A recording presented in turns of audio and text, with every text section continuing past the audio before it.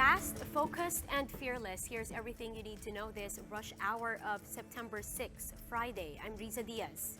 Jump-starting today's rush with ex-BuCor Chief Nick Faeldon, who now seems to be getting a little bit of sympathy from senators who grilled him in previous hearings. The same can't be said, though, for his subordinates who are left to face tough questions. Mayan Los Baños has the report. I've never been happier than now. Relieved. You know, when pag nawala ka ng yok sa balikat mo, you can soundly sleep. SAC BuCor Chief Nicanor Faeldon arrived at the Senate for the continuation of the hearing on good conduct time allowance. But in a change of mood, the once combative senators are now sympathetic and would not compel the fired official to attend the succeeding hearings. Kami ni Senator Lacson na nag-usap kayo na umaga na we agreed na huwag na natin pilitin dahil meron kayong mga inaharap na suliranin for the moment and there'll be changes, dramatic changes. So sabi namin, sige, walang problema yan. Subordinates of Faeldon, however, are not having a field day. They're left to defend themselves following Faeldon's decision. Senator Panfilo Lacson grilled Corrections Technical Chief Superintendent Maria Fe Marquez, who signed the memorandum of release for the 3 convicted murderers in the Chong sisters' rape slay case. She explained that she signed the documents because her boss, Faeldon, was at the Sablayan Prison and Penal Farm in Occidental Mindoro. My best understanding is that release orders should be acted promptly. I have no malice in mind. I just perform my duty as duty general on that particular day because there's nobody to sign. She was also advised that if they do not act quickly on the release of the convicts who passed the GCTA requirement, they can be charged by arbitrary detention. She added that the documents were brought to her at around 5 in the afternoon of August 16, and she was able to finish signing all the 44 memoranda at past 6 in the evening. Isa lang implication doon. Demanding sila, why? The person bringing the documents is a correctional officer, and I completely have confidence in my colleagues, Anyway, sir. Mr. Chairman, I don't want to belabor that point. Lacson then turned to another official of BuCor. Simplify na lang natin kasi paikot-ikot. So walang masama kung hinintay si Director General Faeldon na bumalik at mapirmahan yung memorandum order. So si Chief Superintendent Marquez need not sign on that particular day kasi tapos na yung office hours eh. Sir, I understand it is under their prison manual. Naku, Mariosep, balik na naman tayo sa prison manual. Never mind, no? Yes, sir. We can draw conclusions from there. The Blue Ribbon Committee suspended its hearing at lunchtime. I am convinced may bayaran. In fact, my own view, with all due respect to my fellow senators, is that this is part of a diabolical plot na naghahanap sila. Ang umpisa lahat ng preso, hanapan mo ako ng paraan para makalabas ako rito. Senators are saying they are now focused on the alleged corruption in BuCor and is preparing security for the new witnesses. Reporting for News 5, Mayan Los Baños, we are One News. Amid controversies involving the implementation of the GCTA law, Palace spokesman Sal Panelo admits he's met with the family of his former client, ex-Calauan Mayor Antonio Sanchez. Panelo says he has no idea how Sanchez's family was able to come to his office in Malacanang without his knowledge, not just once, but twice. He now wants the Presidential Security Group to investigate the matter and explain if there are security lapses on their part. In fact, I told her, sabi ko, paimbestigahan nyo nga sa PSC paano nakapasok nang hindi nalalaman. Now, apart from the family of Sanchez, Panelo says he's met with the kin of other high-profile inmates like the Ampatuans. Panelo, who counseled before for the Ampatuans in lieu with their alleged role in the Maguindanao massacre, denies helping his former clients. Yung mga kapatid niya na trial eh. Pero siya at large. And they're claiming that innocent sila. O sabi ko, ba't di sumurenda? Siyempre, idol sumurenda kasi pareho ng mga kapatid nakakulong hanggang ngayon, di pa tapos ng trial. So they're asking the intercession of the President. The Office of the Ombudsman, meanwhile, vowed to conduct a sweeping investigation into BuCor past officials included. Now, this means Senator Bato de la Rosa could be facing a probe of his own. Marisol Halili has the details. On Wednesday, President Duterte announced that Faeldon had to go for disobeying his no-release order on the case of convicted rapist and murderer ex-Calauan Mayor Antonio Sanchez. I am demanding the resignation of Faeldon immediately. Faeldon has to go because Faeldon disobeyed my order. President Duterte also ordered the ombudsman to investigate other BuCor officials who might be involved in corrupt activities at the agency. Even former BuCor chief and now Senator Bato de la Rosa might be investigated. The president gave the almost 2,000 inmates released under the Good Conduct Time Allowance or GCTA law 15 days to surrender or they will be treated as fugitives. Duterte said he is considering putting up a ₱1 million bounty for each inmate. He said he wants them back, dead or alive. Dead or alive. If you have to shoot the guy because he's offering a violent resistance, I am ordering the police, do not be a hero. Just follow the law. Only if your life is in danger. The president said it was Justice Secretary Menardo Guevara who gave him a legal precedent, jurisprudence of the Supreme Court in 1967 and 2001 to validate his arrest order.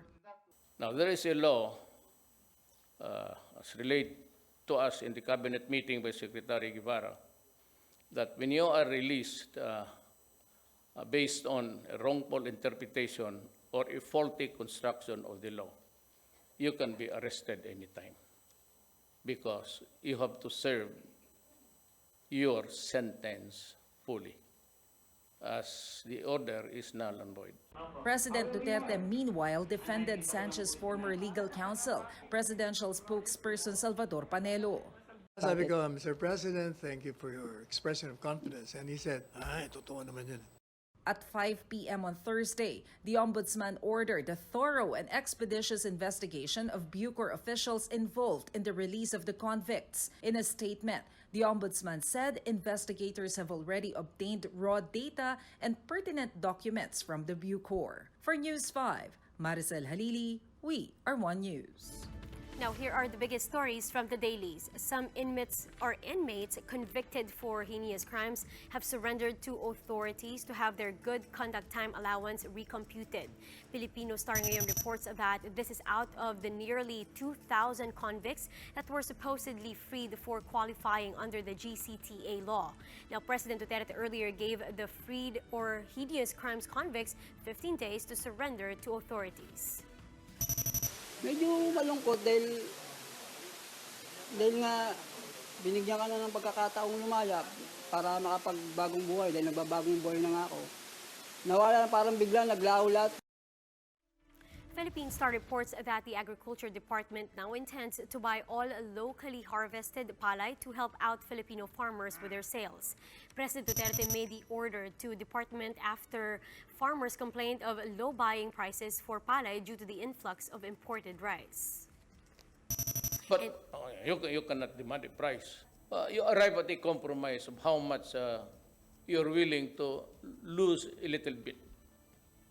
Huwag naman dyan, medyo tapatan lang. Basta hindi malugi na yung pagod nila, pati that they are compensated.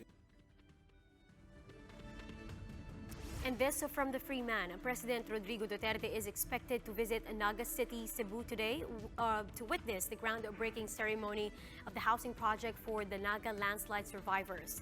The groundbreaking will be done at the 2.1-hectare property donated by the Cebu provincial government in Barangay Tinaan, where 196 housing units will be built. 50 units have already been built, and the local government expects to finish this by the end of the year. The Senate has presented its first witness supposedly confirming the existence of the so-called GCTA for sale. Greg Gregorio with the story. The Senate Committee on Justice continued its probe on the Good Conduct Time Allowance at exactly 10 in the evening on Thursday. The committee presented its first witness, Yolanda Camilon, who claims to have almost benefited from the alleged illegal scheme for the early release of her husband from Bilibid.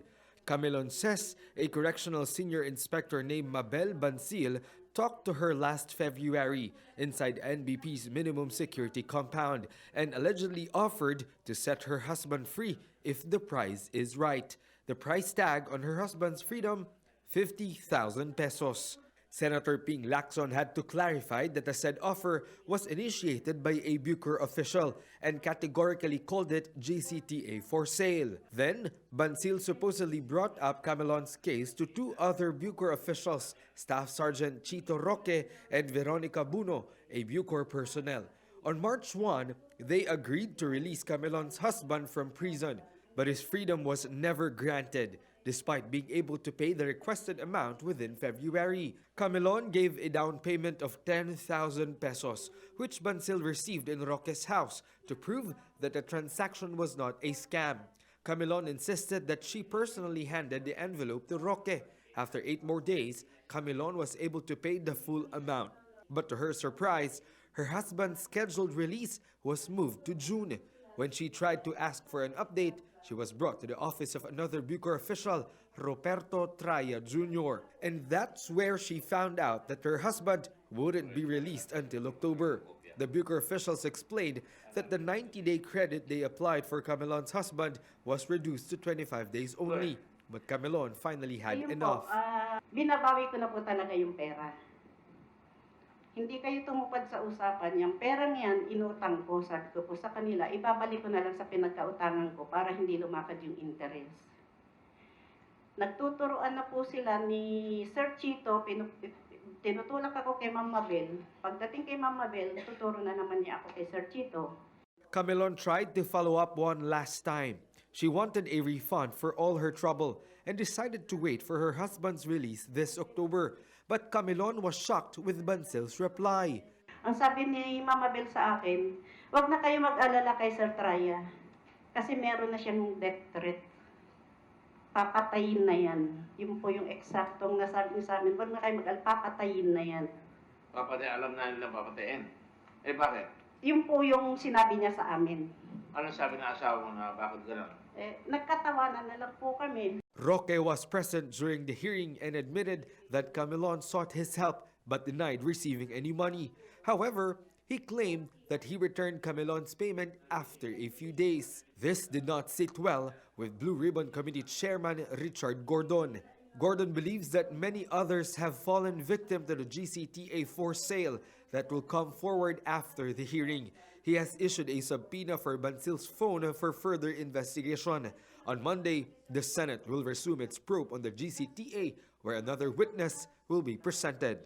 For News 5, Greg Gregorio, we are One News. Let's fast break now to Sports Rush. Cebol is almost done finalizing its roster for the upcoming Southeast Asian Games. 76 gamers have already been selected for the training pool of our National E-Games or esports team. Now, the official lineup is set to be unveiled this month. 6 esports titles will be played at the SEA Games starting November, where Filipinos will be able to flex their skills in this young but quickly growing form of athletic competition. That's how the day is shaping up to be. Join us again next time for another round of Rush. I'm Riza Diaz. We are One News.